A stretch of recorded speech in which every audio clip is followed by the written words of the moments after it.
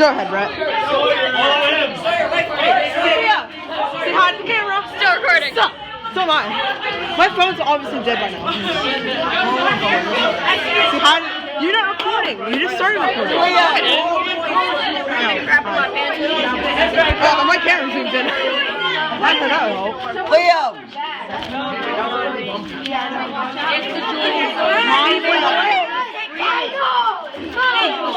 Guys, ding dong. Please, Yes, ma'am. stop. Taji! With the screaming.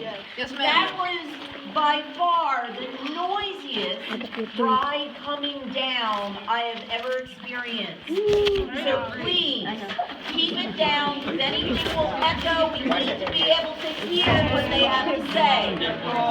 Yes, ma'am. All right, everybody. Welcome to the Pioneer Telephone Mine. Our mine operated from 1911 to 1931 and employed approximately 50 men, several small boys, and about 10 mules. We're going to come over this way. And I'd like you guys to Hi, Sophia. Upload this to your channel. I'm going to do it too. It's going to take forever.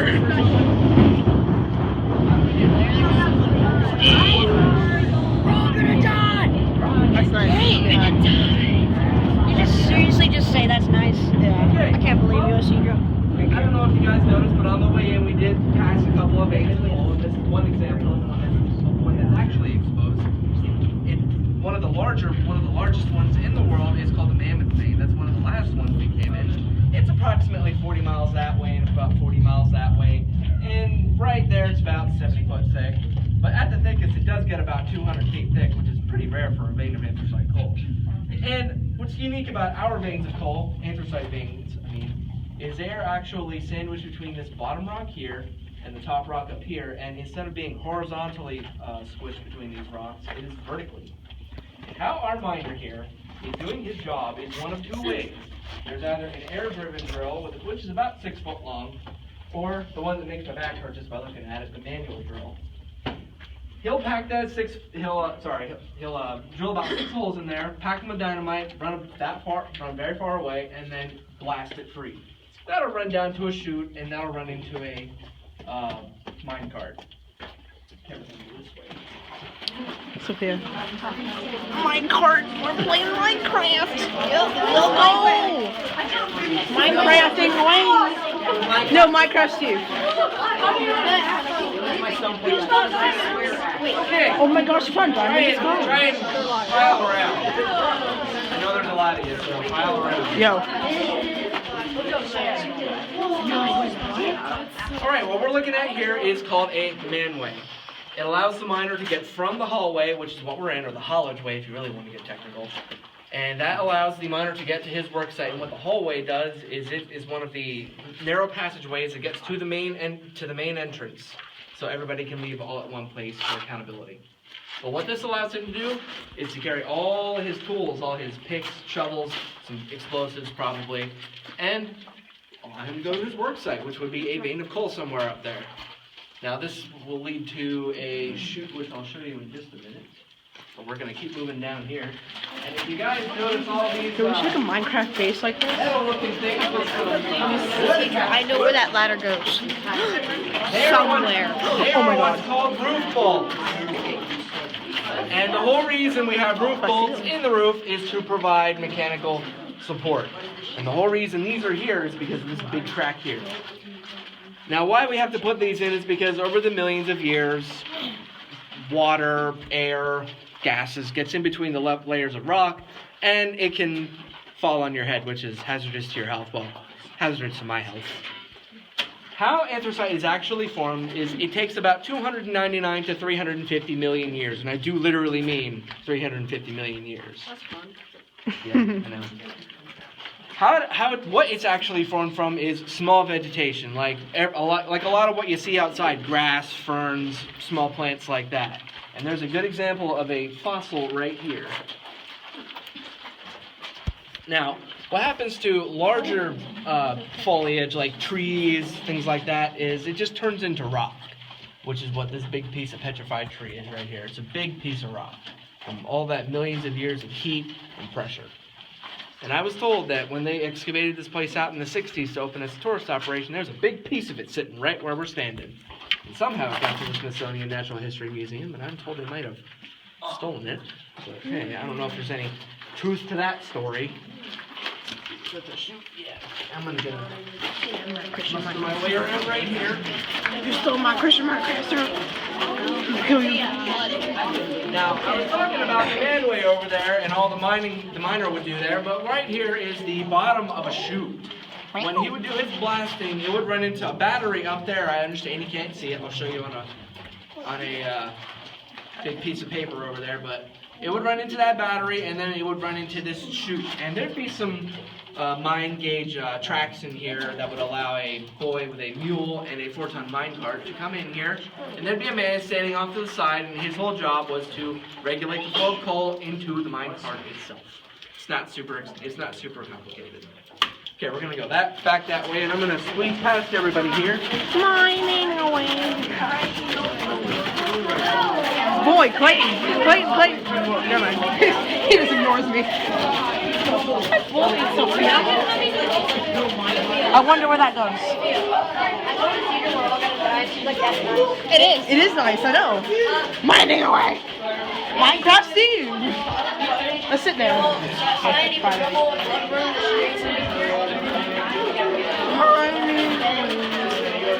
My phone is gonna die. I have my portable charger. Hello. So do I. Yo.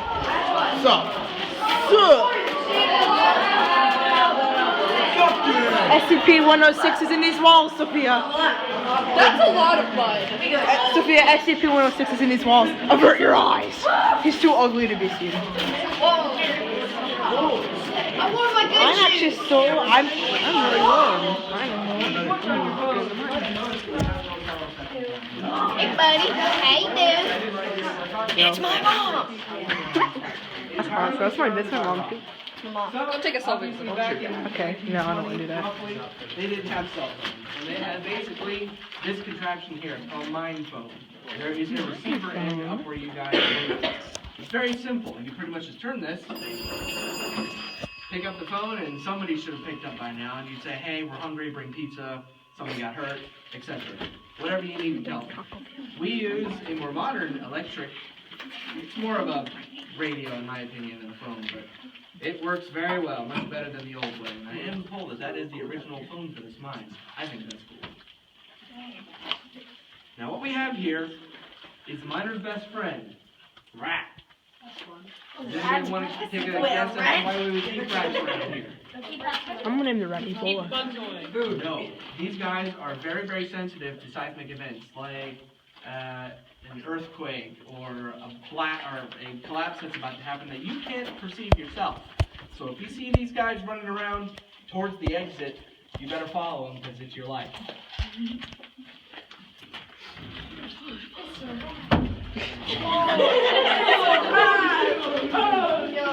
No, when I get a rat, I'm gonna be Ebola. Why? Ebola rat. Why not? You know, rats very dope. I wasn't able to catch anything before. I pointed out the rat over there. That was not right. It's engineering. They are good for detecting super noxious gases you can run into in underground mining. One is called black vapor, which is basically just real heavy air with the oxygen, a lot of particulate matter in it. You really can't breathe it. And the other is methane. Methane is explosive. So if you somehow don't smell it, and you're going picking away at some vein of coal and you strike a spark, well, kaboom. A lot of guys remain killed that way, but that's just how it was back then. We have much more modern technology today. But what this here is an exact map of a mine that we're in right now. You can actually see what I was talking about. These veins are pretty much vertical. And this is the Mammoth vein, the largest vein of andesite in the world. How you would actually find, for strip mining specifically, a vein of coal is you would see something on the surface through your surveying called an outcropping. That's basically just a whole bunch of coal on the ground that through some surveying and digging you could have a pretty good idea that, hey, there's a vein of coal here, and you can start the strip mining process. Now what this here is, it's an example of what's called a chute. You have your miner up here against your vein of coal, it's got 6 holes in there, it does the blasting, it all falls down to this battery here. It's open a little bit and it goes down to the chute where there's a man controlling the amount of coal going into the mine cart. Alright, speaking of mine carts, We're not, okay. Yeah, thank you, girl. Oh, wait. Oh no, I couldn't. I'm not tall. We're also famous fire. Come on, Sophia, we gotta keep on mining. We gotta find those diamonds. Hi, how you doing? We're gonna find diamonds. Look how cool this is. Diamonds. Minecraft diamonds. There you are.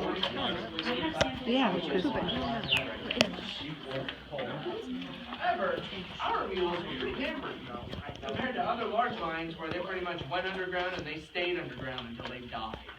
These guys worked their whole working lives underground, yes, but at the end of the working day, they would be allowed to go outside, and obviously since they worked underground all day, their eyes would be sensitive to the light. They would put some sort of cloth over their eyes to let their eyes slowly adjust. But these guys are probably one of the most expensive pieces of equipment in a mine in the 1920s. In fact, the miners at the time were told to get the mules out first before you get yourself out if anything should happen. Because mules are expensive, labor's cheap. Different time. Okay, we're going to go down here into my favorite part and play with some dynamite. we're gonna blow some TNT. Blow up those creepers. You guys look happy. Okay. I've never done this before. Actually, since I have Minecraft. I've played Minecraft. I've done this before many. Sorry. It got wet again. So do I. I'm always. That's why I have a hood. Yeah. So do I. It's right here. Don't put it on me, boy. Don't put it on me. I put it on you.